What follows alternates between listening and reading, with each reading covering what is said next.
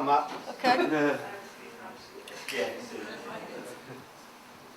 I'm going to read as well, I'm afraid. It's the only way of organising my otherwise fractured thoughts.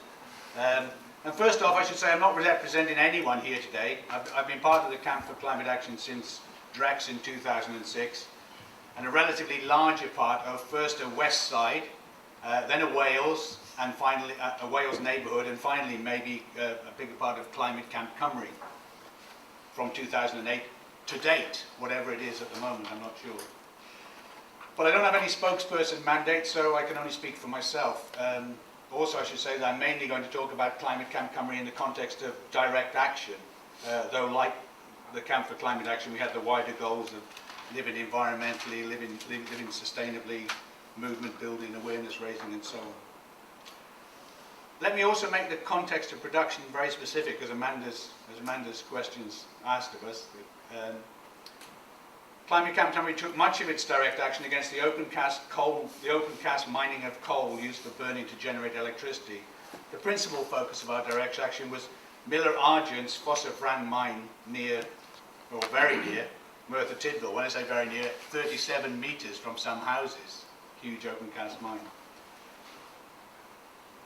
We put considerable effort into building our national network throughout Wales, from Cardiff to Bangor, Machynlleth to Swansea, Pembroke to Merthyr. We had national gatherings. This climate justice network found ready common cause with Residents Against Fossil, the local group in Merthyr who opposed the mine on environmental justice grounds, dust and noise and nuisance. And Merthyr is the archetypal dumping ground, for all projects in Wales where social justice is totally ignored. So Merthyr gets huge incinerator schemes, huge abattoir schemes, huge open cast mining schemes. They all seem to land on Merthyr, and there's little powerful NIMBY opposition there. Sorry, that was a diversion.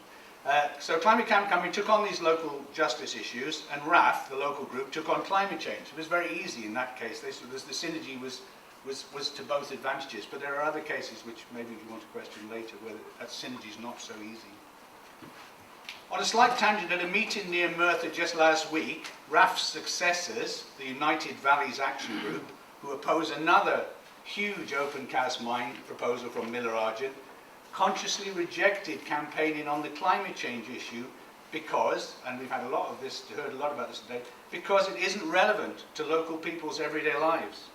So UVAG, United Valleys Action Group, chose to focus on dust, noise, and the false promise of jobs created in the community, and stay away from climate change. That's probably the experience of working with Climate Camp Cymru that took the night. I should say, just to give you some idea of what the thing that motivated people into it, scale is a big thing. Fossil, this open gas mine, will produce 9 million tonnes of coal, which means, and I'm sure someone will correct me because I didn't have access to the internet, I think it means releasing about 30 million tonnes of CO2 to the environment. It also means up to 9,000 million tonnes of spoil that has to be heaped into mountains on the landscape. Nantllesg, that's the new Miller Argent's proposed new mine, is on a similar scale, and they're just about adjacent to each other, Merthyr Tydfil and Rhondda, these two mines. The landscape devastation of Fossil, I was there last week, is, and you can only use the sun term of gobsmacking. Where previously there was a flat plain, there's now a black mountain. With no sense of irony, the project was marketed to, or sent for planning purposes as a land reclamation scheme. Where before there was a common with a few dumped mattresses, there's now the hugest hole in the ground and the biggest mountains of spoil you can imagine. Miller Argent have learned their lesson, though, about terminology, so Nantllesg, the new mine, is called a land remediation scheme. Good. So let me cut to the chase. What role did Climate Camp Cymru play in accelerating the transition away from mining and burning coal? Well, I think we failed to be anything more than a minor irritant to Miller Argent at Fossil, and in parallel actions at Aberthaw Power Station and elsewhere, for instance, in Wales. I think we also failed to sustain, as the national network movement that we had built, and you could say this too about Camp for Climate Action in UK-wide. Climate Camp Cymru will not be active in the struggle against the new Nantles mine. We're just not there. The people aren't there. We've sort of run out of energy in various ways. And COP15 in Copenhagen was a big blow, one big blow, and other big blows from internally in the organising structure which have been mentioned. Climate Camp Cymru, we did succeed in boosting the morale of RAF and perhaps empowering them for future struggles. They actually won a fight against a monster incinerator in Merthyr and are now preparing to take on the Nantles proposal. We also succeeded in getting some media coverage, although even with 1,000 people turning out, that media coverage was minimal. Couldn't compete with someone wearing a new hat in Cardiff, for instance.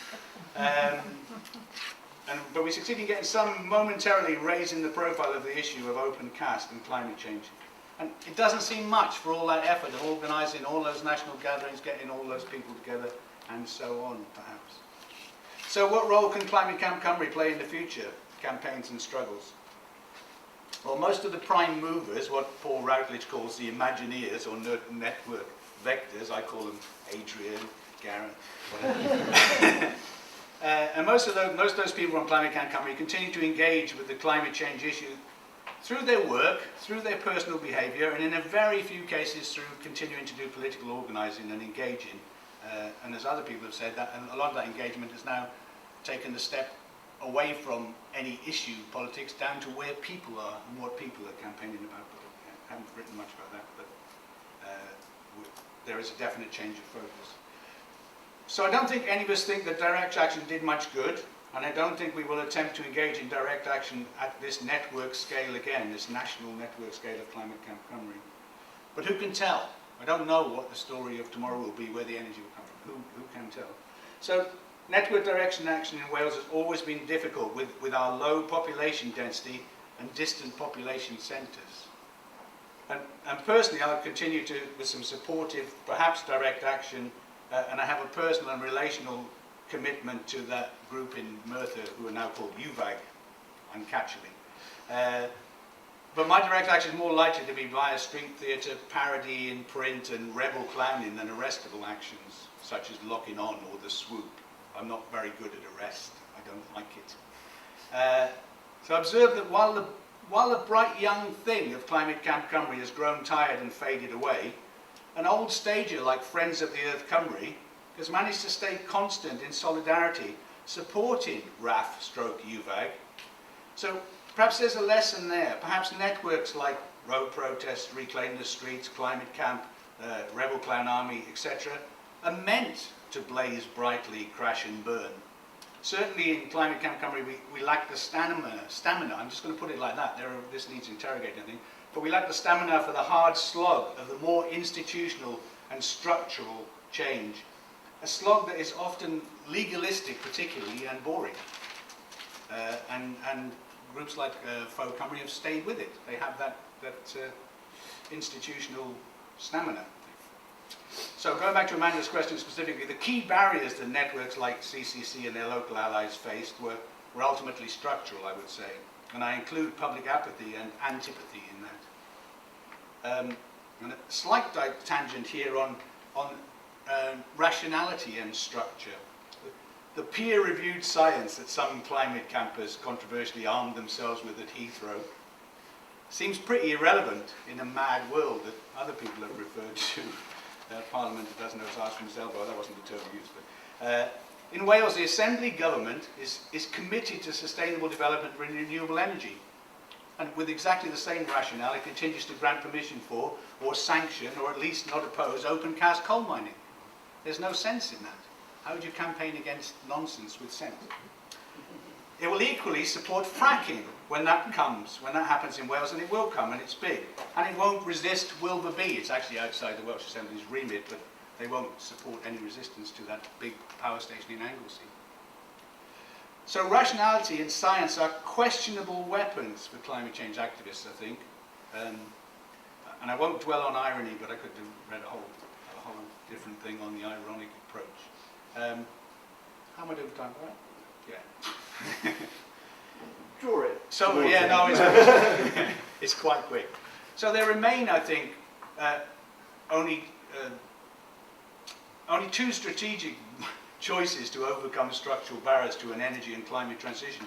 One is to keep plugging away, like Friends of the Earth Cymru are doing, with regulatory and legalistic measures to again, local and global tokens.